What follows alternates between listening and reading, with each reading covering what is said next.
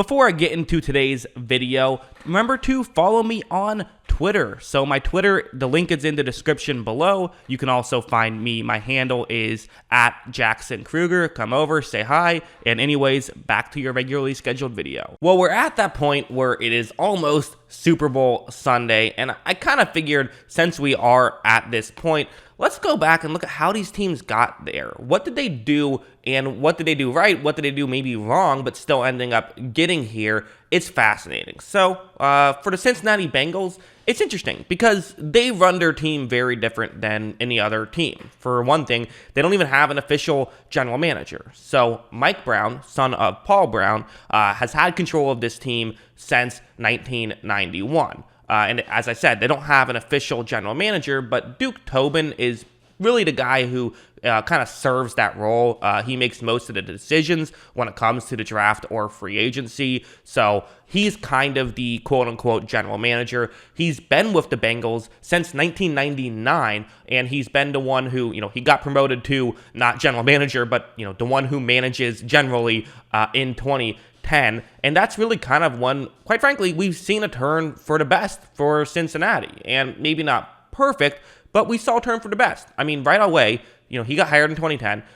They drafted A.J. Green and Andy Dalton in 2011, and with, largely due to that draft, they made the playoffs for 5 straight years. Now, they didn't win a playoff game in that stretch. They went 0 for 5 in the postseason, but we started to see some success there, and we're feeling good about Cincinnati, but they really did fall apart in 2016, and that's kind of where there's kind of 3 different eras in the Duke Tobin, era, I guess. 3 eras in this era, which is the Andy Dalton era, the collapsing era, and then now the Joe Burrow era. Let's talk about era 2 now. Quite frankly, era 2 was tough for Bengals fans, to say the least. They went 24, 53, and 2. Yes, they tied multiple times in this era. They had just a 3-1-6 win percentage in those 5 seasons after the 5 straight playoff seasons. So you had this, not high highs, but competent football, and at times good football.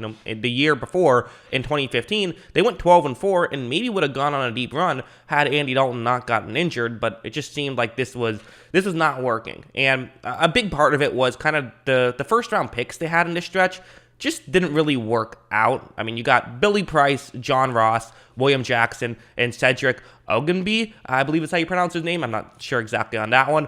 But getting, those 4 first rounders, listen, like William Jackson's a good player. Like, it's not like they were all bust necessarily, but, not exactly what propelled you forward in that stretch. They did get some decent talent that is still around today and still has an impact in this Super Bowl run. They drafted C.J. Uzomah in 2015 in the 5th round. They got Tyler Boyd in the 2nd round in 2016. They had Joe Mixon in the 2nd round in 2017. So, in 2018, they got Jesse Bates and Sam Hubbard in the 2nd and 3rd round, respectively. So, they were kind of hitting on some of these later round picks, specifically in the 2nd round. They were doing a really good job. It was just so the 1st round they were struggling with.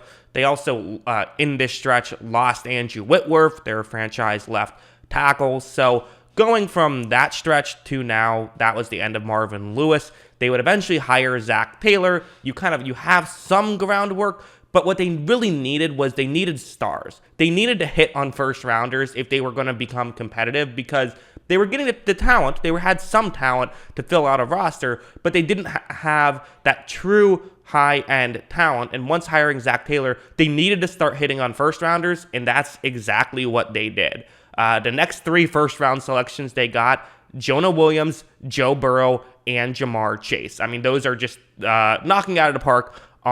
Joe Burrow, franchise quarterback, and listen, you could sit here and say, anyone would have picked Joe Burrow, and most people would have, but there was still some discussion about should they go with Tua instead of with Burrow. That was a legitimate conversation that people were having because, Tua's injury hurt him a little bit, but people were kind of saying, hey, how much do injuries, we have the best doctors, he could come back from that. At the beginning of that season, people considered Tua the obvious first overall pick, but they made the right choice going with Burrow, which most people would have done, but not everyone. Jamar Chase was also, a complete. It was controversial. There's no denying that. Pretty much everyone hated it at the time. They needed offensive line help, and they decided to go with a wide receiver instead. But part of it was they didn't need a tackle. They ended up they're going to sign Riley Reif, so they have that as just a band-aid on the right tackle situation. Although he's been hurt now recently, but still you had that, and you had Jonah Williams, who I mentioned as the other first rounder there, who's played really good football, and he's been a really good tackle for them. So they kind of mostly needed a wide receiver who could be an elite player. And I don't think the Bengals. I'm not sure if the Bengals are a playoff team without Jamar Chase. They're certainly not in the Super Bowl if they drafted Penei Sewell. I think there's no argument there. They also, in this Zach Taylor stretch, would draft T. Higgins and Evan McPherson, who, again, that was another controversial decision. Why draft a kicker, people say, which, listen, I'm personally against drafting kickers. I think it's too fluky. I'd rather just sign a kicker who I know is going to be solid, but he had a solid rookie season in the regular season, but it's just been lights out in this postseason. And of course, T. Higgins he could be a number one receiver on some teams. So he's really good, really underrated, I think.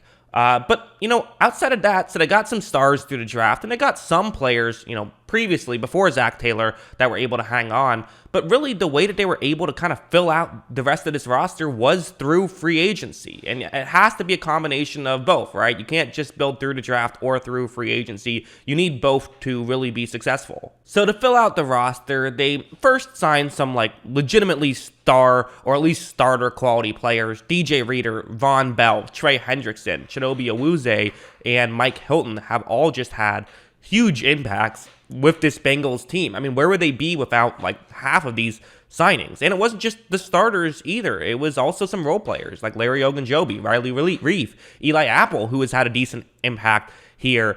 So they've gone out and they've made some signings. I mean, Trey Hendrickson was a guy who many people thought was going to be one of those, he had a great year and a contract year, but was going to fall back down to earth and not live up to his contract. Well, he's been everything they've asked him to be and more this season. I think DJ Reader was a big signing that they had, and people kind of felt why are you signing someone like this when you're so far away from competing?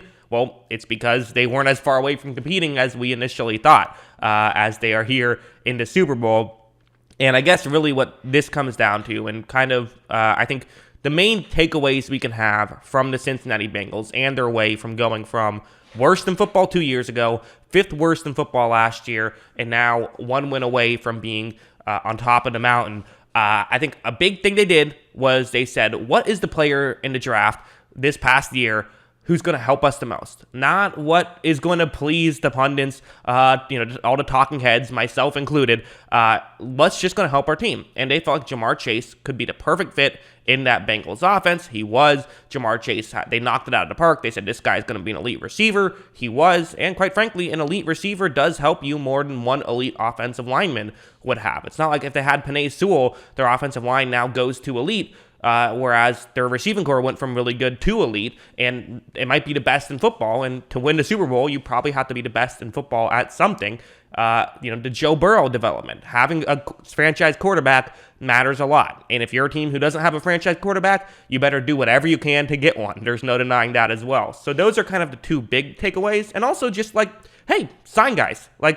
Signing a free agent is a great move to acquire talent. You don't have to give up anything. And, anyone who plays Madden knows if you play franchise mode, you sign players. That's a great way to acquire talent because you don't have to give up anything for it. You don't have to trade and give up draft capital, and you can make that work. So the other aspect is, they just knocked out their draft in the first rounders. They haven't really gotten too much talent other than T. Higgins and Evan McPherson. Outside of that, they've gotten some other players, but for the most part, it's really just been those first rounders and then signing the rest, and it's working out well for them. So that's why the Bengals are here. That's how they got here. It's a very fascinating story. Will it end in heartbreak or will it end in celebration? We will find out on Sunday. Should be interesting. But yeah, let me know what you guys think of all of this in the comments below.